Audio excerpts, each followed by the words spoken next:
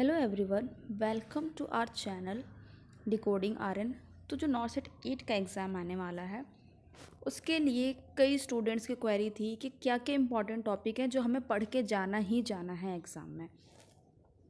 तो देखो यार, वैसे तो नॉर्सेट के एग्ज़ाम में आपकी फुल प्रिपरेशन होनी चाहिए, हर एक सब्जेक्ट में आपकी अच्छी कमांड होनी चाहिए, क्वेश्चन प्रैक्टिस होनी चाहिए, नेगेटिव मार्किंग्स को कंट्रोल करना आना चाहिए। बट कुछ यहाँ पे इंपॉर्टेंट टॉपिक्स हैं जो मैं बता रही हूँ कि आपको ये तो आना ही चाहिए। So here most important topic for नॉर्सेट 8। तो ये टॉपिक्स जो है ना, ये आपको पढ़ के जाना ही जाना है एग्ज़ाम में, ठीक है। तो सारे सब्जेक्ट वाइज हम देखेंगे यहाँ पे जो भी आपके सब्जेक्ट्स हैं, है ना, आपके मेजर जो सब्जेक्ट्स हैं, जैसे कि आपका MSN, फंडामेंटल, पीडियाट्रिक्स, ठीक है, mental health nursing, obs and gynae and आपका कम्युनिटी, ठीक है। ये जो आपके मेजर सब्जेक्ट्स है, फिर माइनर सब्जेक्ट्स में सब में आपकी कमांड अच्छी होनी चाहिए। तो यहाँ पे हम बात करेंगे फंडामेंटल ऑफ नर्सिंग की, कि फंडामेंटल ऑफ नर्सिंग में आपको क्या क्या पढ़ के जाना है। वैसे तो आपको फंडामेंटल ऑफ नर्सिंग में आपको सब कुछ आना चाहिए, बट स्टिल कुछ इंपॉर्टेंट टॉपिक्स हैं जहाँ से एग्ज़ाम में क्वेश्चन आता ही आता है। तो ऑक्सीजन जो है वो आपको पूरा पढ़ के जाना है। ऑक्सीजन, इसमें कौन कौन से मेथड्स होते हैं, ठीक है, कितने लीटर जो है, कौन से फेस मास्क है तो वो कितने लीटर ऑक्सीजन प्रोवाइड करेगा, नेज़ल कैनुला है तो वो कितने लीटर ऑक्सीजन प्रोवाइड करेगा। तो इस तरीके से आपको ये पूरा पढ़ के जाना है, ठीक है। कितने टाइप्स होते हैं ऑक्सीजन थेरेपी के, तो आपको ये सारा पढ़ के जाना है। सेंट्रल लाइन जो CVC होता है, सेंट्रल लाइन कैथेटराइजेशन, तो आपको ये CVC पढ़ना है कि क्या आता है एग्ज़ाम में, किस तरीके से 3 पोर्ट होते हैं उसके, ठीक है, 3 पोर्ट होते हैं, कौन से पोर्ट से मेडिसिन देनी है, कौन से पोर्ट से ब्लड निकालना है, कौन से पोर्ट से TPN देना है। तो ये आपको सारा आना चाहिए। नेक्स्ट बहुत इंपॉर्टेंट टॉपिक है, दैट इज़ ब्लड ट्रांसफ्यूज़न। तो ब्लड ट्रांसफ्यूजन आपको आना चाहिए, ठीक है। ब्लड ट्रांसफ्यूजन से जो एलर्जीज़ होती हैं, इसका जो मैनेजमेंट है ये आपको आना चाहिए, ठीक है। कितने टाइम में हम एडमिनिस्टर करते हैं ब्लड को, ठीक है। तो पूरा आपको कंसेंट किस तरीके से लेना है, तो ये ब्लड ट्रांसफ्यूजन आपको आना चाहिए। तो ये जो टॉपिक्स है ना, वाइटल साइन आपको पूरे आने चाहिए, respiration, temperature, heart rate, blood pressure, जितने वाइटल साइन होते हैं, वाइटल साइन से रिलेटेड जो जो क्वेश्चंस बन सकते हैं वो आपको सारा आना चाहिए। उसके बाद सबसे इम्पॉर्टेंट है वेंटिलेटर। ये तो आपको आना ही चाहिए, वेंटिलेटर के कितने मोड्स होते हैं, ठीक है, वेंटिलेटर के कौन कौन से मोड्स हैं, टाइप्स हैं, किस तरीके से वर्क करता है, ठीक है, क्या पीप होता है, ये सारा आपको आना चाहिए इसमें वाइटल साइन के अंदर। फिर उसके बाद आपका मेडिकेशन, जितनी भी मेडिकेशन है, इमरजेंसी मेडिकेशंस हैं, जो भी फंडामेंटल्स में यूज़ होने वाली मेडिसिन है, सारी आपको आनी चाहिए। जितने भी ड्रेनेज सिस्टम हैं, मेनली इसमें आता है चेस्ट ड्रेनेज सिस्टम, ये आपको आना चाहिए। चेस्ट ड्रेनेज सिस्टम है, कैसे यूज़ होता है, जैसे किसी को न्यूमो हो गया है ना, न्यूमोथोरैक्स हो गया किसी को, तो वहाँ पे किस तरीके से यूज़ करना है, कितना ड्रेन होता है, कितना पानी होना चाहिए, तो ये आपको सारा ड्रेनेज सिस्टम आना चाहिए। ट्यूबिंग्स जो भी हैं, जितनी भी ट्यूबिंग्स हैं, जैसे पिकटेल है, रोम्बोबैक्स हैं, ठीक है, जो भी ये सारे आपके ट्यूबिंग्स हैं, जितने भी ड्रेनेज सिस्टम्स हैं, ये सारे आपको आने चाहिए। एसिड बेस बैलेंस पे स्टार लगा लो, ये बहुत इंपॉर्टेंट है। एसिड बेस बैलेंस जो है ये आपको आना ही चाहिए, इसमें कोई भी लापरवाही नहीं होनी चाहिए। अगर आपको एसिड बेस बैलेंस नहीं आता है तो आप वीडियो के में कमेंट करिए कि एसिड बेस बैलेंस के ऊपर मैं एक इम्पॉर्टेंट टॉपिक लेके आऊँगी, जिसमें मैं आपको कम्प्लीटली डिस्कस करूँगी कि एसिड बेस बैलेंस को किस तरीके से यूज़ करना है। इलेक्ट्रोलाइट इम्बैलेंस जो है वो क्या होता है, सोडियम, पोटेशियम किस तरीके से मैनेज हो रहा है, फॉस्फोरस, पूरा आपको आना चाहिए इलेक्ट्रोलाइट इम्बैलेंस, ठीक है। ये तो सबसे इम्पॉर्टेंट टॉपिक है, electrolyte imbalance and acid base balance, ये आपको आना ही चाहिए। नेक्स्ट आता है हमारा इमरजेंसी नर्सिंग। इमरजेंसी नर्सिंग क्या होता है, जो हमारा है ना, जैसे कि सारे सब्जेक्ट्स के अलावा ओटी, आईसीयू, इमरजेंसी ये चीज़ें आती हैं, तो ये इमरजेंसी नर्सिंग है। तो ये आपको क्या क्या चीज़ें इसमें से क्या आपको आना चाहिए, एग्ज़ाम में आता ही है। तो जैसे रास मैकेनिज़्म है वो आपको आना चाहिए। रामसे सिडेशन स्केल है, मॉडिफाइड रामसे सिडेशन स्केल है, ये आपको आना चाहिए। मालम पट्टी स्कोर है, मालम पट्टी स्कोर है, ये आपको आना चाहिए। सर्जिकल इंसीजन्स कितने टाइप के होते हैं, मोस्टली 7 to 8 टाइप्स के सर्जिकल इंसीजन्स हैं, जिस तरीके से बॉडी में कट लगाए जाते हैं, पेट को काटा जाता है, मतलब कोई भी जो प्रोसीजर है, ऑपरेशन हो रहा है, तो ये सारे सर्जिकल इंसीजन्स आपको आना चाहिए। ये एग्ज़ाम में आता है। एग्ज़ाम में आपको एक इंसीजन दे दिया जाएगा जैसे ये, और आपको आइडेंटिफाई करना है कि ये कौन सा इंसीजन है। इस तरीके से दे दिया जाएगा, तो आपको आइडेंटिफाई करना है कि ये कौन सा इंसीजन है। नेक्स्ट है आपका perioperative nursing. Perioperative nursing में आपको पूरा आना चाहिए, प्री एंड पोस्ट मैनेजमेंट, ये सारी चीज़ें आपको आनी चाहिए पेरी ऑपरेटिव नर्सिंग के अंदर। ठीक है, सर्जिकल ब्लेड्स आपको आने चाहिए, मोस्टली जो है 11, 15, 22, ये 3 जो हैं मोस्टली आते हैं एग्ज़ाम में। लेकिन आपको वैसे तो सारे ही पढ़ के जाने हैं, आपके सर्जिकल ब्लेड्स जितने भी टाइप के हैं, वैसे ये 3 आते हैं, लेकिन आपको सारे पढ़ के जाने हैं। निडल्स आनी चाहिए आपको, सूचर्स आने चाहिए, ये एग्ज़ाम में पूछे जाते हैं। निडल्स आने चाहिए सारे तरीके के, सूचर्स आने चाहिए, ड्रेन आना चाहिए, वो मैंने पहले बताया था आपको फंडामेंटल के टॉपिक में कि ड्रेन आना चाहिए। ठीक है, नेक्स्ट हैंड वॉशिंग के सारे स्टेप्स आने चाहिए। 5 की मूवमेंट्स जो हैं वो आने चाहिए आपको, 5 की मूवमेंट्स जो हैं ये आने चाहिए। हैंड वॉशिंग के सारे स्टेप्स आने चाहिए, बहुत इंपॉर्टेंट होता है। नेक्स्ट क्या है, एमरजेंसी ड्रग्स। एमरजेंसी ड्रग्स में क्या क्या पढ़ के जाना है, तो इमरजेंसी ड्रग्स से वैसे तो हमें जो है पूरा फार्मा पढ़ना होता है, और उसमें बहुत सारी ड्रग्स होती हैं, वो सारे आपको मतलब याद, थोड़े बहुत तो याद करने ही होते हैं, सारे तो याद हमें हो पाएंगे नहीं हो पाएंगे, वो अलग अलग आईक्यू है स्टूडेंट्स का।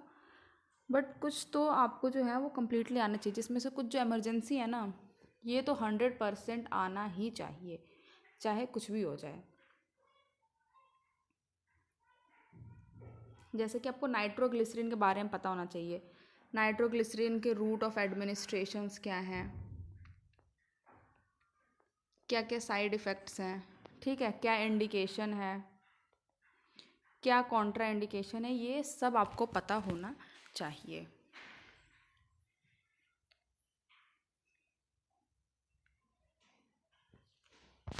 ठीक है, स्ट्रेप्टोकाइनेस, टेनेक्टिप्लेस, मतलब सारा आपको पता होना चाहिए। एस्प्रिन बहुत इंपॉर्टेंट है, एस्प्रिन कैसे देना है, क्या काम, जैसे एंटीप्लेटलेट्स है वो आपको पता होना चाहिए। एस्प्रिन जो है वायरल इन्फेक्शन में नहीं देते हैं, तो ये सारी चीज़ें आपको पता होनी चाहिए। विटामिन के बारे में आपको सब पता होना चाहिए। एडीआर जो है एड्रीनलिन, नॉर एड्रीनलिन, डोपामीन, डोब्यूटामीन, ठीक है, एम्योड्रॉन, ये सारे जो है ना इम्पॉर्टेंट ड्रग्स, ये सारे आपको पता होना चाहिए। एट्रोपिन के बारे में पता होना चाहिए आपको, डोपामीन के बारे में, डिजॉक्सिन और के बारे में पता होना चाहिए, हिपैरिन है, वारफरिन है, इन सब के बारे में आपको पता होना चाहिए।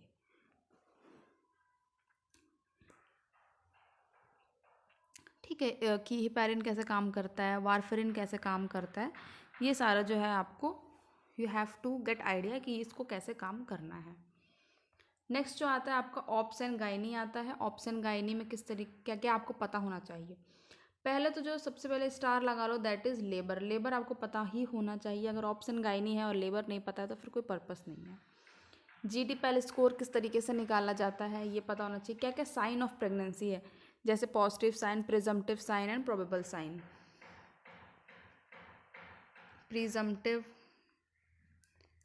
प्रोबेबल एंड पॉजिटिव साइन, तो ये सारे साइन आपको पता होने चाहिए।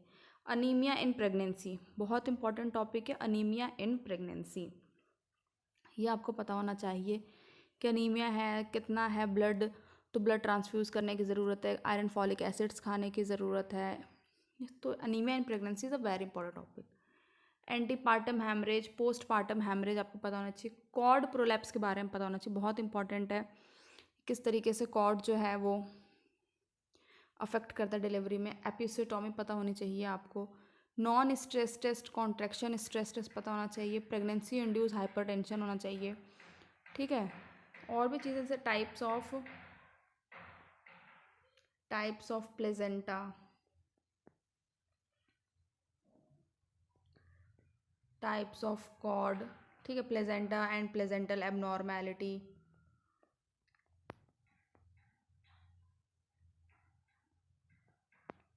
ठीक है, एंड कॉर्ड एबनॉर्मैलिटी, ये सब आपको पता होना चाहिए। इसके बाद क्या आता है, आर एच इनकम्पैटिबिलिटी और इसके पूरे टाइप्स आपको पता होना चाहिए। आर एच इनकम्पैटिबिलिटी और इसके सारे टाइप्स। बिशप स्कोरिंग बहुत इंपॉर्टेंट है, बिशप स्कोरिंग आपको पता होनी चाहिए। पार्टोग्राफ पता होना चाहिए, पार्टोग्राफ से हमेशा 1 से 2 क्वेश्चंस आते ही आते हैं। प्री क्लेम्शिया एक्लेम्शिया पता होना चाहिए। हाइड्रेटिफॉर्म मोल पता होना चाहिए, ठीक है। प्री क्लेम्शिया एंड एक्लेम्शिया पता होना चाहिए और हाइड्रेटिफॉर्म मोल पता होना चाहिए।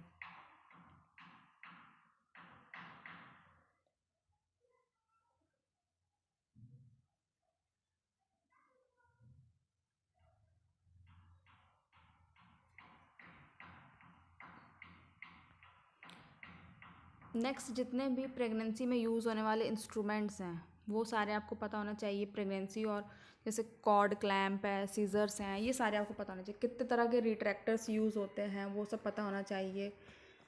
और इंस्ट्रूमेंट्स जैसे कि सिम्स स्पेक्यूलम,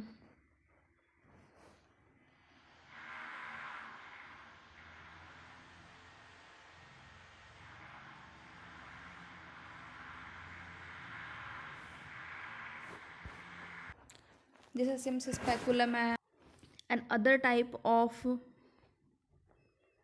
जो वजाइनल इंस्ट्रूमेंट्स हैं, ये सब आपको पता होना चाहिए।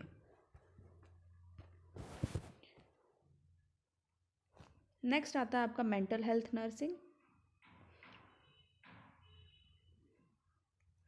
मेंटल हेल्थ नर्सिंग में आपका क्या क्या इंपॉर्टेंट है जो पता, जो साइकेट्रिक है ना वो सबसे ज़्यादा रैंक गेनिंग सब्जेक्ट है। रैंक गेनिंग कैसे कि जो एमएसएन वगैरह वो सब पढ़ते हैं, सबको आता है, लेकिन साइकेट्रिक जो है ना वो कई लोगों की वीक होती है। अगर आपके साइकेट्रिक के क्वेश्चन सही निकलते हैं तो आप रैंक गेन कर सकते हैं। इसमें जो है आपका डिफेंस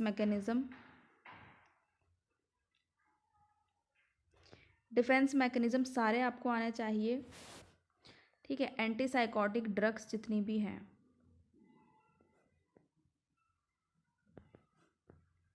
एंटी साइकोटिक ड्रग्स जितनी भी हैं वो आना चाहिए आपको।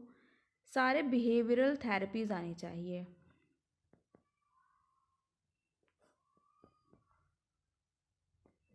बिहेवियरल थेरेपीज़ आपको आनी चाहिए। आपको मेन जो है वो तो आना ही चाहिए भाई, सीजोफ्रेनिया, ठीक है, मैनिक डिप्रेसिव साइकोसिस, ये आपको पढ़ना है, ठीक है। ओसीडी आपको आनी चाहिए। सोमैटोफॉर्म डिसऑर्डर आपको आना चाहिए, ठीक है। सारी तरह की टर्मिनोलॉजीज आनी चाहिए,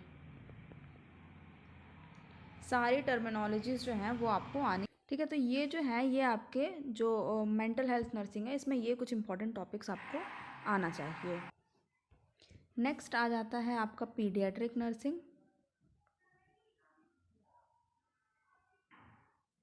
नेक्स्ट है आपका पीडियाट्रिक नर्सिंग। तो पीडियाट्रिक नर्सिंग में आपका जो मेन है that is Apgar scoring. Apgar scoring तो आपको पढ़नी ही पढ़नी है, सारे माइलस्टोन्स आने चाहिए आपको,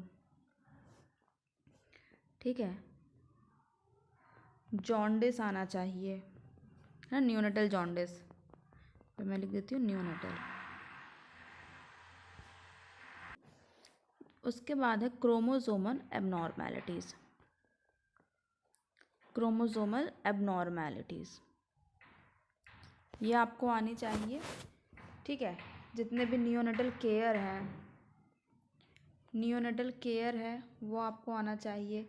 जितने भी रिफ्लेक्सेस हैं बच्चे के वो सारे आपको आने चाहिए। तो ये आपको पीडियाट्रिक्स में है जो वो आपको पढ़ना ही पढ़ना है। इसके बाद जो हमारा मेन है that is MSN, medical surgical nursing. तो खुद में ही एक बहुत बड़ा सब्जेक्ट है, इसको आइडेंटिफाई करना बहुत ही मुश्किल है। लेकिन देखिए पूरा मेडिकल सर्जिकल नर्सिंग आप पढ़ते हैं, लेकिन उसमें तो कुछ जो इंपॉर्टेंट टॉपिक है ना वो 100% एग्जाम में आते हैं और आपको पढ़ने हैं, जैसे कि acute renal failure,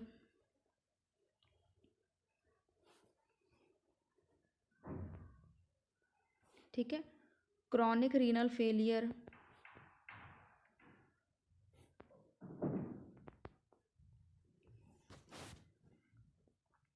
dialysis, kidney transplant,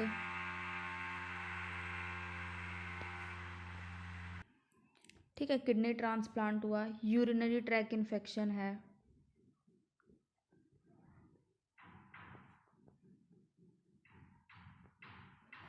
ठीक है, हिप डिसलोकेशन जितने भी तरह के होते हैं ये सारे आपको आने चाहिए। हिप डिसलोकेशन, फिजियोथेरेपी के बारे में पता होना चाहिए, ठीक है, निमोनिया पता होना चाहिए आपको,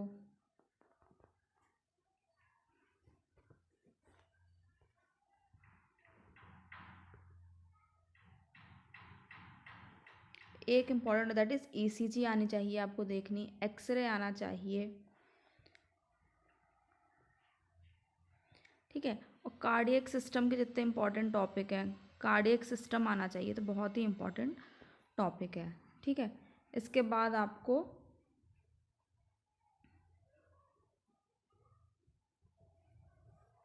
ठीक है पैंक्रियाज से रिलेटेड ये सारी जो चीज़ें हैं ना ये इंपॉर्टेंट टॉपिक है। तो इतने जो हैं आपको आने चाहिए आपके नॉर्सेट के एग्ज़ाम के लिए। तो ये सारे इंपॉर्टेंट टॉपिक हैं, वैसे तो हमें सभी पढ़ के जाना है, लेकिन ये इंपॉर्टेंट टॉपिक है जो आपको मस्ट रीड करना ही करना है। बाकी जो भी एस्पिरेंट्स हैं जो नॉर्सेट 8 के लिए प्रिपरेशन कर रहे हैं, गुड लक टू देम।